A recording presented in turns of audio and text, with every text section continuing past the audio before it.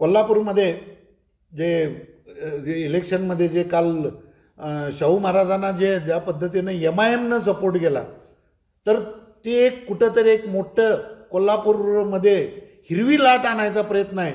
आणि अशा पद्धतीनं, कारण पूर्वी जे CAAच्या विरोधात जे आंदोलन झालं आणि त्या आंदोलनाचं नेतृत्व केल्यानंतर कुठंतरी वाटलं की या ठिकाणी वातावरण आपल्याला पोषक आहे म्हणून, तर अशा पद्धतीनं MIM जे राजाकारांचे आणि निजामाचे वंशज सांगितले जातात आणि जे वंचित की ज्यांनी औरंगजेबाला, जो आमच्या छत्रपती संभाजी महाराजांचा हत्यार आहे, त्याला ज्या थडग्यावर चादर टाकली आणि त्यांना एक योद्धा म्हणलं गेलं आणि क्रूर करपा नाही तर योद्धा आणि प्रशासक म्हणलं गेलं, वंचित पण सपोर्ट करतं.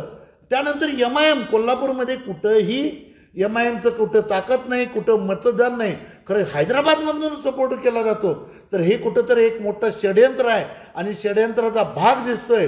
आणि मधल्या काळात जे काही कोल्हापुरात जे आंदोलनं झाली त्याचा बदला घ्यायचा म्हणून अशा पद्धतीचं जर करायचा प्रयत्न असेल आणि हिरवी लाट आणून कोल्हापूरमध्ये, कोल्हापूरचा बेरमपाडा असू दे किंवा तुमचं भिवंडी असू दे, अशा पद्धतीनं करायचा हे जो प्रयत्न आहे, तर आम्हाला जो का महाराष्ट्र अभिप्रेत आहे तो छत्रपती शिवाजी महाराज, छत्रपती संभाजी महाराज आणि राजर्षी शाहू महाराजांचा महाराष्ट्र आम्हाला अभिप्रेत आहे. आम्हाला निजामाचा आणि औरंगजेबाचा महाराष्ट्र अभिप्रेत नाही.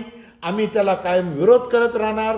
आणि लोकजागृती करण्यासाठी आज मी स्वतः प्रेस बोलवलेलं आहे. एवढ्या बिझी शेड्यूलमध्ये या सर्वांना बोलून हे लोकजागृतीसाठी हे मीडियावर मी मांडलेलं आहे. आणि ही लोकजागृती कायम चालू राहणार. आणि कोल्हापूर आणि महाराष्ट्र या हिरव्या लाटेपासून वाचवण्याचं प्रत्येक नागरिकाचं कर्तव्य आहे, ही माझी भूमिका आहे.